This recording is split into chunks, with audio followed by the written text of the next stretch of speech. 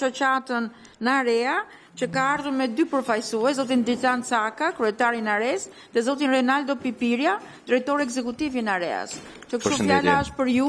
Faleminderit shumë. Unë jam Renaldo Pipiria. Nuk e di në keni sjellë shënimet apo jo? Nuk kemi arritur të sjellë shënime, megjithatë e kemi të njëjtat komunikime realisht që kemi dhënë dhe për Ministrinë e Financave. Do i depozitojmë edhe për ju.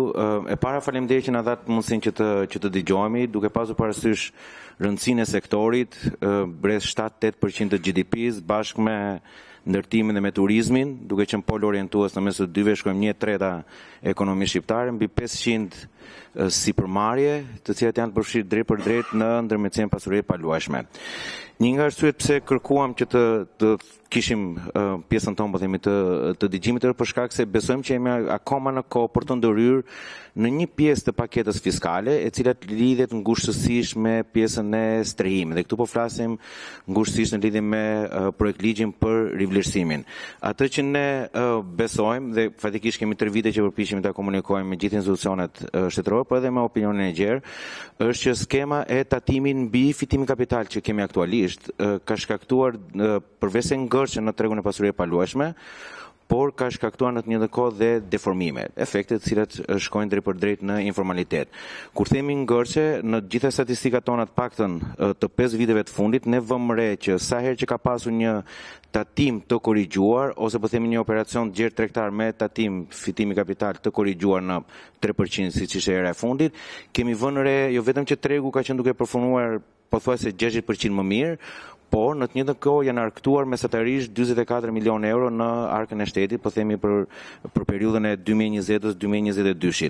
Dhe në momentin e parë që ka mbaruar fushata e rivlerësimit ose dhënia e mundësisë për të pasur një tatim fitimi kapital korrigjuar, tregu ka filluar të ketë deformimet e veta dhe ka filluar të ketë ngërçe. Edhe nëse i referohemi sot statistikave të cilat vijnë nga Drejtoria e Përgjithshme e Tatimeve, duket që në pamje të parë duket sikur tregu është duke performuar, por në të vërtetë, nëse analizojmë në thellësi, shikojmë që 98% e fitimit kapital, e tatimit mbi fitim kapital gjeneruar aktualisht vijnë nga tatimpaguesit e mëdhenj, që në vetvete janë kontrata porosie me ndërtuesit të lidhura diku në kohë, por që zbardhen aktualisht.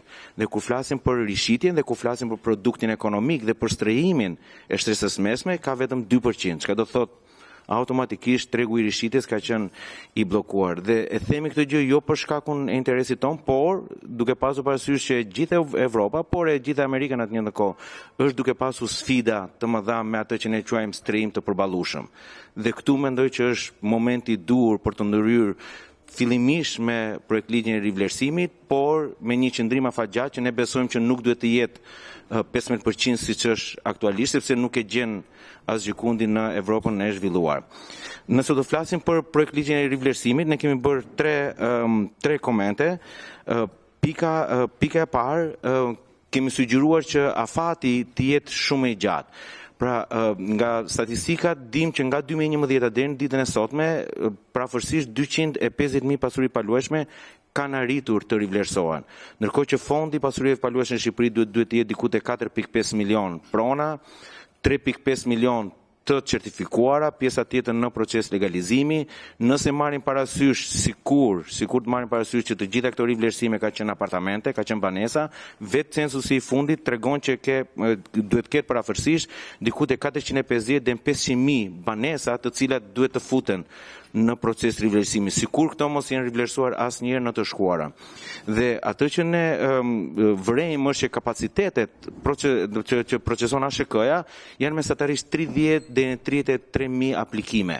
Kështu që nëse marrim parasysh të abstragojmë që nuk do të ketë prona komerciale, do të jenë vetëm banesa, këto 500.000 prona, këto 500.000 banesa, nga të cilat pjesa dërmuese janë ndërtime para 10 viteve, pra që kanë dhe një justifikim që ka një vlerë të shtuar në treg, duan të deklarojnë 100%, duan shkojnë me vlerën reale e tregut jo me çmimin e referencës, nuk do kenë kohë mjaftueshëm për procesuar. Propozimi i Ministrisë së Financave vetëm 12 muaj është shumë i shkurtër dhe nuk do të arrijë që të sjellë efektet e dura në Shto do të pasur parasysh në të njëjtën kohë edhe që një pjesë e pronarëve aktual janë emigrantë, është diaspora, që dikur do doj të tregtoj pasurinë e vet ose ta çojë në vlerën reale të tregut, sa kohë do të kemë për ta përthithur këtë gjë.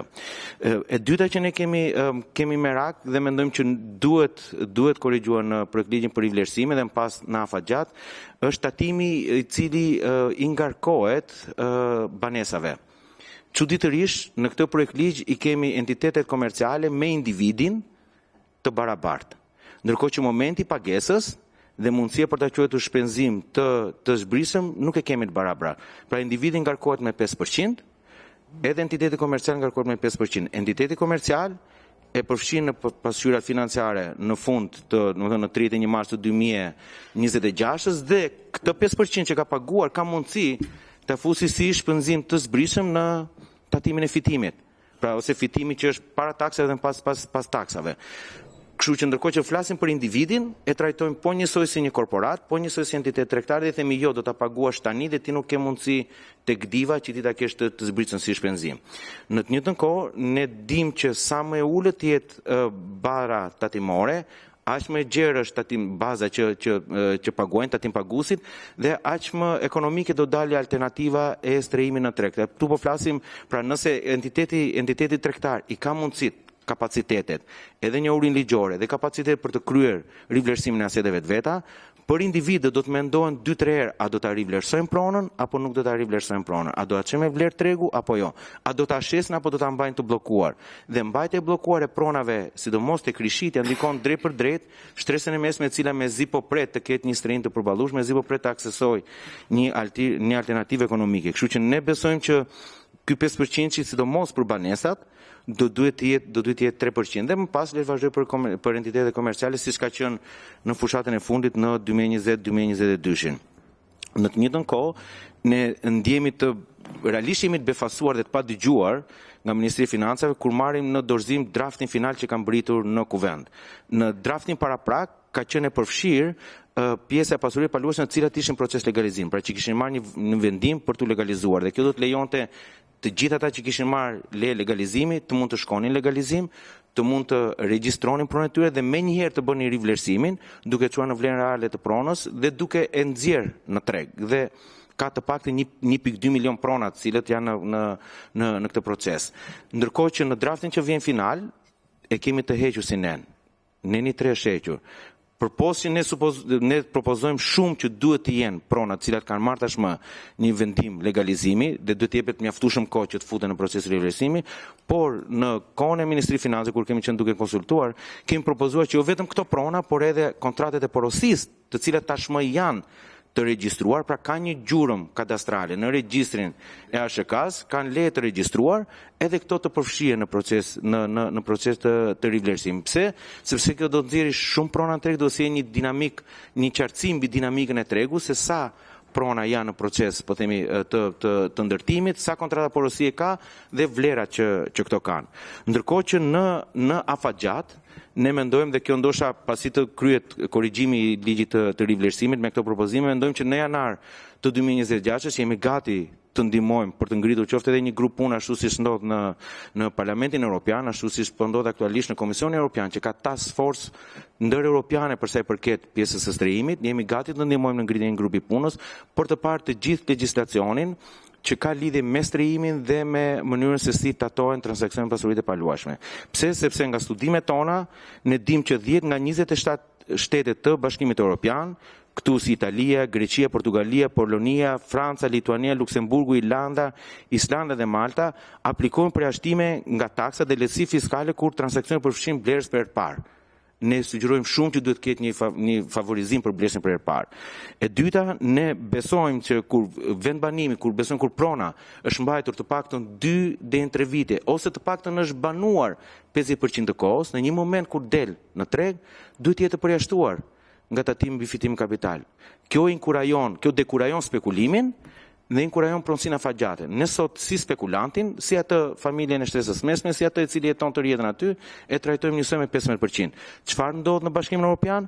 26 nga 27 vendet e BE-s, 2/3 e vendeve të OECD-s, SBA-ja, Kanadaja dhe të paktën 40 nga 43 vendet e marrën në studim nga ne dhe keni listën bashkangjit dokumentit, e përjashtojnë tregtimin e pasurisë paluajshme nga tatimi mbi fitim kapital, kur ajo është banesë parsorë dhe kur provohet që shmajtur të paktën 2 deri në 3 vite.